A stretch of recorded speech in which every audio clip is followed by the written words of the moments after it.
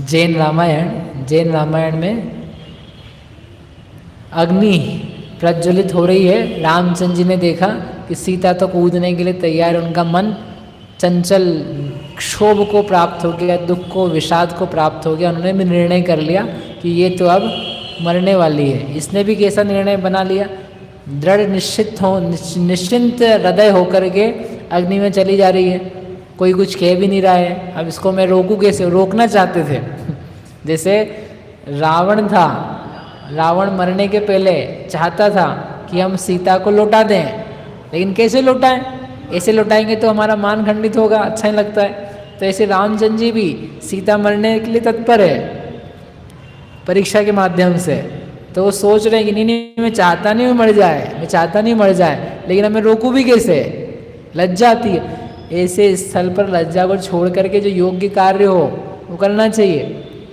लेकिन राजा रघुकुल रीत, प्राण जाय पर वचन ना जाए। फिर हम राजा हैं, सब लोग जानते हैं, और इतनी पब्लिक इकट्ठी है, पब्लिक प्रेशर भी रहता है तो पीयर प्रेशर, पब्लिक प्रेशर, सब जनता को बुलाया हमने परीक्षा के लिए शपथों से, हम ही ढीले पड़ जाएंगे। तो ऐसा वो महापुरुष गंभीर होकर के अब जो होना है, जिसने जैसे आयु का उपार्जन किया है, जैसा मरण उपार्जन किया है, वो वैसे ही प्राप्त करता है। ऐसा सोच के अग्नि जला दी, और वहाँ पर इतना ज़्यादा सब ईंधन डला हुआ था, काला काला काला सारा धुआं सब जगह फैल गया। सब जगह फैल करके इतना कालापन हो गया कि मानो वो ऐसा लगने लगा कि सब जगह कौवे कौवे आ गए, या भ्रमर आ गए, या कबूतर आ गए, सारे आकाश को उन्होंने आच्छादित कर लिया। जब भी कोई अग्नि जलाओगे ना, कोयला अग्नि वगैरह की, तो पहले क्या उठेगा? धुआं उठेगा। आकाश में छा करके ऐसा हो गया कि सूरज गायब। मानो आचार्य देव ने लिखा कि सूरज को भी दया आ गई हो, मैं नहीं देख सकता। तो ऐसा होकर के वो अंधेरे में गायब हो गया, ये हमको नहीं देखना है। ये सब पूरी पृथ्वी, पूरा समय जो था वो सब कोकिलाओं से युक्त होता हुआ, या असमय में जो वर्षाकालीन मेघ थे उनसे युक्त हो गया, और सब बादल आ जाते ना, डार्कनेस हो जाती, ऐसा लगने लगा। कहने का अर्थ ये, इतनी ज़्यादा अग्नि जलाई थी, और वो अग्नि जल करके फिर उसकी लपटें उठने लगी। तो लपटें उठ करके वो कालापना से अब स्वर्णमयी हो गई सारी पृथ्वी। मानो सारे जमीन से निकले हुए कोई वृक्ष हों लाल रंग के, वो ऊपर तक आकाश तक गगनचुंबी ऐसे उत्पन्न होने लगा। ऐसा लग रहा था मानो क्या हजारों सूर्य एक साथ निकल के आ गए। पहले तो सब गायब हो गए थे, अब अंधेरा छट गया। अब वो अग्नि की शिखाएं प्रज्वलित होने लगी, ऐसी ऊंची ऊंची शिखाएं। कैसी? कल्पांत काल पवनोद्धत वन्निकल्पम दावानलम ज्वलितम उज्ज्वल मुस्फुलिंगम, जिसमें प्रलय काल की पवन के से बड़ी हुई बहुत बड़ी विशाल विशाल अग्नि, दावानल से भी बढ़ करके सारे जगत के जीवों को ग्रहण ग्रास बनाने के लिए तत्पर हो, ऐसी वहाँ बहुत भीषण दाहक अग्नि जल गई। जलने के बाद में सीता चली। सीता चल करके निश्चिंत हृदय से, उसको कोई डर नहीं लगा। रामचंद्र जी को डर लग रहा है, लक्ष्मण को डर लग रहा है, सुग्रीव लव कुश सब शोक से आंसू बहा रहे हैं, सारी प्रजा देख रही है, चाहती कि नहीं हो, फिर भी काम हो रहा है। इसको बोलते हैं उदय। वहाँ पर जितने लोग हैं खड़े हुए, वो एक भी नहीं चाहता है। हो रही खड़ी, बोला भी था ना उन्होंने, राम मत करो मत करो, ऐसा विचार मत करो। ये जो छुल्लक जी कह रहे हैं सब बात बराबर है। ये सीता पवित्र है, निर्दोष है, इसमें कोई गड़बड़ नहीं है। महापुरुषों की स्त्रियों में विकार नहीं होता है। आप बलभद्र हैं, आपकी पट रानी, उसमें हो ही नहीं सकता है। ऐसे बहुत सारे वचन गए थे, प्रजा ने भी कहे थे, लेकिन रामचंद्र जी नहीं माने थे।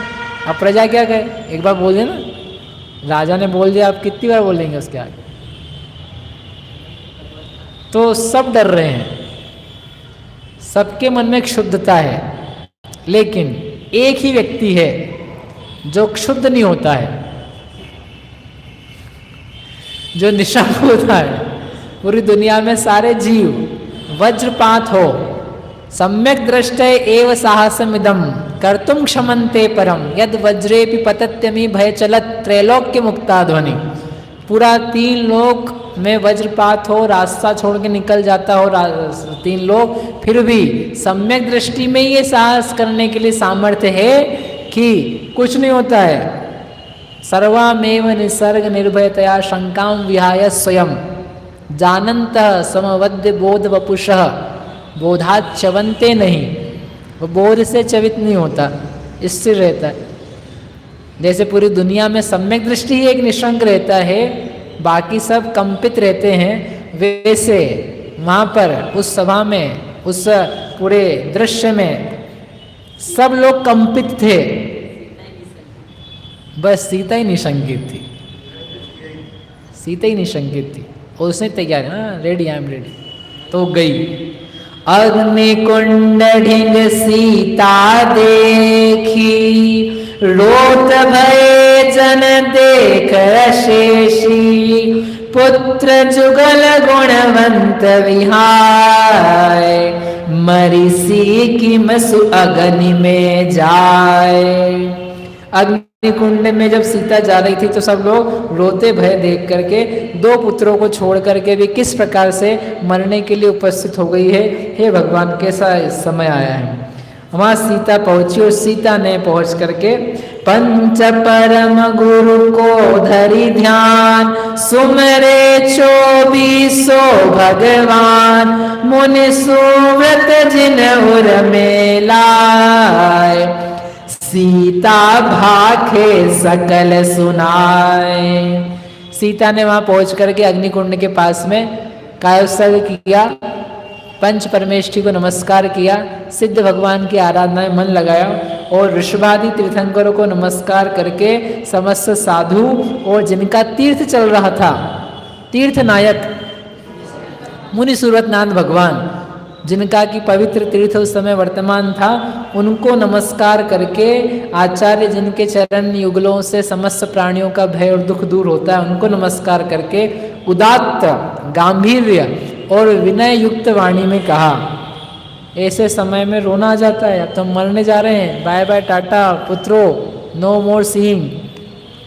ना वो रोई, ना आंसू निकले, ना उसकी वाणी घबराई, उदात्त गंभीर शांत और विनय से युक्त वाणी में सीता ने इस प्रकार से सब लोगों के सामने कहा। क्या कहा? जो हम इह नारी भव पाए राम बिना अनिनर अधिकार में मन वचन काय करि को विषय बुद्ध कर इच्छो सोय। इस नर्तन को पाकर के, इस मनुष्य भव को में मैंने राम को छोड़ करके यदि अन्य किसी मनुष्य को स्वप्न में भी मन से वचन से काय से धारण किया हो, चाहा हो, उसके प्रति आदर धारण किया हो, यह मेरा सत्य है कि मैंने किसी को भी धारण नहीं किया है। मेरे हृदय में, मेरे रोम रोम में राम बसे हैं। जैसे भक्त व्यक्ति हो, उसके अंग अंग में, श्वास श्वास में जिंदे बसे रहते हैं। सम्यक दृष्टि जीव हो, उसके श्रद्धान श्रद्धान में अपनी निर्शुद्धात्मा का अवलंबन बसा रहता है। वैसे मैंने अपने पूरे जीवन में मात्र राम को धारण किया है, ऐसा यह मेरा सत्य है। और यदि मैंने स्वप्न में भी किसी को चाहा हो तो मैं अग्नि विषय अब परूं गिरत थकाही निहचे जरूं जो मिथ्याति की गति हो मैं भी मरी कर पाऊं सोए। और यदि मैं मिथ्या कह रही हूं तो यह अग्नि दूर रहने पर भी, हम कूदेंगे तो सही, हम तो यहाँ खड़े हैं, यदि अग्नि दूर रह करके मुझे क्षण भर में भस्म कर दे, राख का ढेर बना दे, लेकिन यदि मैंने राम को छोड़ के अन्य किसी को धारण नहीं किया है, मेरा सत्य है, तो विशुद्धि से सहित यह अग्नि मुझे नहीं जलाए। ये किसको कह रही है? अग्नि को। अग्नि सुन रही है क्या? अग्नि को नहीं सुन रही, वो प्रतिज्ञा दोहर कह रही है अपनी, वो शपथ कह रही है। उसको बोलते दिव्य शपथ, दिव्य कार्य वाली, लोगों को बता रही है। कि ऐसा ऐसा हमने शपथ करी है, ये अग्नि मुझे जला देना। वहाँ पर कोई अग्नि नाम का जीव नहीं है, पंचेंद्रिय संगी जो सुनता हो हाँ हाँ ये शपथ ले रही हम देखेंगे जा करके। ना कोई देवता है अग्नि नाम का जो अग्नि को कंट्रोल करता हो। अन्य जगह तो सब इस प्रकार के देवी देवता हैं, जल कुमार, वायु कुमार, अग्नि कुमार, वो सब कंट्रोल करते हैं। यहाँ नाम तो हैं देवों के लेकिन कंट्रोल नहीं करते। नहीं तो कल को आपके घर में गैस नहीं चले तो तुम अग्नि कुमार की पूजा करने लगो। और ये मुझे अग्नि नहीं जलाए, यदि मैं मिथ्या दृष्टि, पापिनी, क्षुद्रा, व्यभिचारिणी होंगी तो यह अग्नि मुझे जला देगी। और यदि मैं सदाचार में इससे सती होंगी तो मुझे नहीं जला सकेगी। इस प्रकार से विशुद्ध मन वाली होकर के सीता देवी ने क्या किया, अग्नि में प्रवेश कर दिया। राम बिना मन में कब हूँ चित वो वे नर को, तो इन्हीं दव के विषय मोह तनु भस्मी हो। तो इस दावानल के विषय में ही मेरा शरीर तनु जो है वह भस्म हो जाए। इम कही अग्नि विषय परी निर्भय मानस हो, ताहि देखिक जो जनु भय धरि भागे लोए। और ऐसा कह करके निर्भय मन से, सबसे महत्वपूर्ण बात ये इस पूरे घटानक क्या बोलेंगे, घटना की, कथानक की, कि निर्भयता, आत्मविश्वास, जीवन मरण के प्रति समभाव, पतिव्रत पने की उसकी शीलता, कर्म के उदय, जीवन मरण संबंधी सिद्धांतों की चरितार्थता, कि जो है सो है, जो कर्म है उसके अनुसार है, साता असाता के अनुसार सुख दुख है, संयोग योग भी उदय के अनुसार है। और जो मैं हूँ वह तो मैं ही हूँ। अग्नि में कूदेंगे तो हम मरेंगे नहीं, शरीर तो जलेगा लेकिन हम नहीं मरेंगे। ये तो बोला ही नहीं उसने, ये तो भीतर की बात है, उसके बिना कोई कर नहीं सकता ऐसा, श्रद्धान के बिना कर नहीं सकता। और बड़े साहस के साथ में जलती हुई जिसमें महान विशाल लपटें उठ रही थी, वो सीता देवी उसमें कूद गई। अब क्या होगा, कूद गई, अब जलेगी कि नहीं जलेगी? पक्का अग्नि जलाती कि नहीं जलाती है? अग्नि से मरण होता है कि नहीं होता है? अग्नि है तो जलाएगी, अग्नि हो तो जलाएगी, नहीं क्या, अग्नि हो तो जलाएगी। लेकिन क्या हुआ वहां पर, कई सारे लोग तो वो जब अग्नि में कूद रही थी तो भाग गए वहां से, बोले हम नहीं देख सकते, हम नहीं देख सकते हम।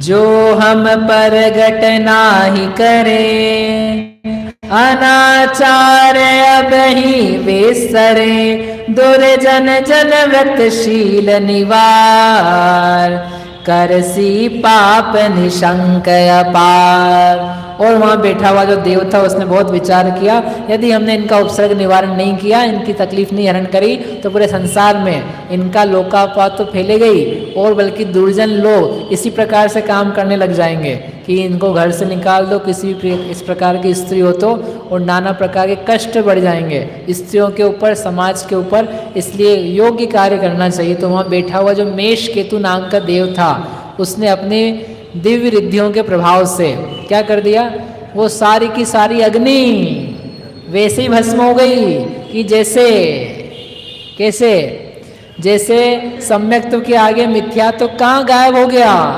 मालूम ही नहीं पड़ता है। केवल ज्ञान प्रकट हो जाए तो वो अधूरे से अल्प से ज्ञान थे, वो कहाँ गायब हो गए, वो मालूम ही नहीं पड़ते हैं। निर्ग्रंथ हो जाए एक पल में तो मालूम ही नहीं पड़ता इनका क्रोध, मान, माया, लोभ जो दुष्कर हो रहा था वो सब कहाँ चला गया। अभी तो लड़ने के लिए तैयार थे और अब क्या हो गए, सब अस्त्र वस्त्र छोड़ करके। जैसे इन सब घटनाओं में मालूम नहीं पड़ता पूर्व की क्या अवस्था थी। जैसे ही सीता ने उसमें प्रवेश किया तो सारी की सारी अग्नि, बोलो मुनि सर्वतनारायण भगवान की, शील व्रत की वो सारी की सारी अग्नि समाप्त हो गई। वहां पर मालूम ही नहीं पड़ा कि यहाँ कोई अग्नि भी थी। वो जितना धुआं था, जितनी कालीमा थी, जो हवाओं में उड़ता हुआ कचरा था और जो गर्मी थी, वो सब की सब गायब। और वहां पर पानी पानी पानी पानी पानी पानी भर गया और वो पानी रुकने का नाम ना ले। ढेर सारा पानी बढ़ता चला जा रहा था। लोग खड़े थे वहां पर, लोगों के पैरों में आ गया, वो बढ़ता गया, बढ़ते बढ़ते बढ़ते घुटनों तक आ गया, घुटने तक आते आते बढ़ते बढ़ते कमर तक आ गया। लोग घबराने लगे अब क्या होगा, और बढ़ते बढ़ते लोगों की छाती पे आ गया। अब वो सोच रहे क्या करें। लोग उठ करके खड़े हुए, मंच वगैरह जो बने हुए थे मंचों पे चढ़ गए, मंचों पे चढ़ गए, ऊपर तक आने लगा। जब कंठ सिर प्रमाण पानी नहीं हुआ, गले प्रमाण तक होने लगा, मुंह तक आने लगा।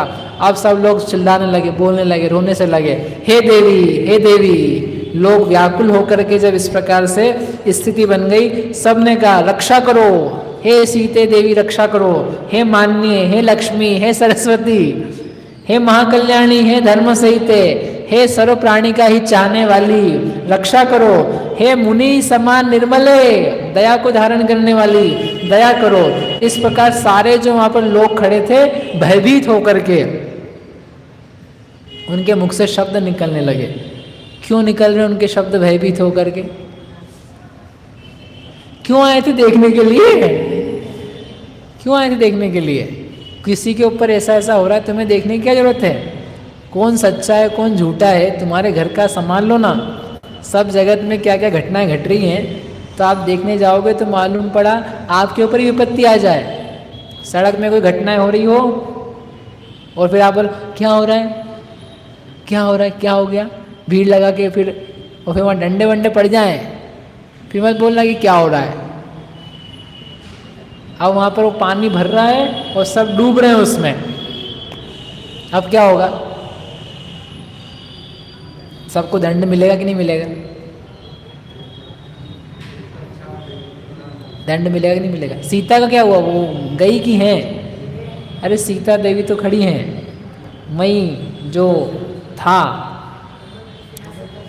जो स्थान उन्होंने बनाया था वापिका जैसा, वहाँ पर एक फूल बन रहा है, कमल का फूल बन गया और बाकी सब जगह नीचे से पानी निकलता जा रहा है। और जैसे ही वो जल को श्री रामचंद्र जी का चरण स्पर्श हुआ तो वो ऊंचे खड़े थे, उनका स्पर्श हुआ और वो सारा का सारा पानी शांत हो गया। शांत होकर के सब लोगों ने धैर्य की सांस ली और फिर देखा सीता एक उच्च सिंहासन पर विराजमान है। कैसा सिंहासन है और क्या होता है उसके बाद में, और फिर रामचंद्र जी क्या बोलते हैं, लव कुश क्या कहते हैं, अब क्या घटना फिर से बदलने वाली है। रामचंद्र जी के दिन अभी पूरे नहीं हुए हैं, उनका दुख भी पूरा नहीं हुआ है। अब सीता ने जो चाहते थे ना रामचंद्र जी, दीक्षा क्यों नहीं ले इन्होंने? अब लो, आपने सोचा ना, आपने सोचा ना, अब लो आपके अनुसार। जैसा सोचता है व्यक्ति वैसा हो जाता है।